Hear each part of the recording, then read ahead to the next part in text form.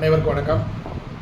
நான் ஜெய்சங்கர், அருப்புக்கோட்டை அண்ணாமலையார் ஜோதிட நிலையத்திலிருந்து உங்கள் ஜோதிட ரத்னா ஜெய்சங்கர் பேசுகிறேன். இப்போ ஒரு ஜாதகத்தில் செவ்வாயும் சனியும் சேர்ந்திருந்தால் என்ன பலன்? இப்போ ஒரு பெண்ணுடைய ஜாதகத்தில் முதலில் நம்ம பார்க்க வேண்டியது செவ்வாயைத்தான் பார்க்கணும். செவ்வாய் எங்கே இருக்கிறார்? செவ்வாயுடைய பார்வை 4, 7, 8.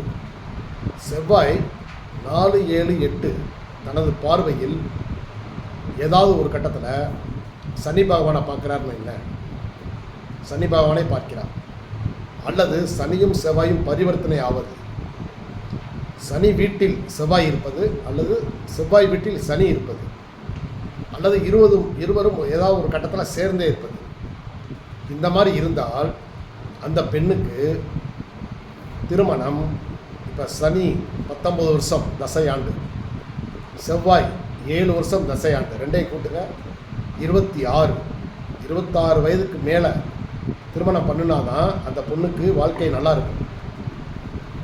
26 வயதிற்குள் திருமணம் முடித்தால் சண்டை சச்சரவுகள், பிரச்சனைக்கு மேலே பிரச்சனை அதிகமாகி டைவர்ஸ் வரைக்கும் கொண்டாந்து விட்டுரும். ஸோ அதனால் செவ்வாயும் சனியும் சேர்ந்திருந்தால் கணவனுக்கு கண்டிப்பாக நோய் வரும். அதனால் மேக்சிமம் அந்த 26 வயதுக்கு மேலே தான் என்ன செய்யணும், அந்த பொண்ணுக்கு திருமணத்தை முடிக்கணும். அது கிடையில இல்லைன்னா லவ் மேரேஜுக்கு தான் நிறைய சான்ஸ் இருக்குது.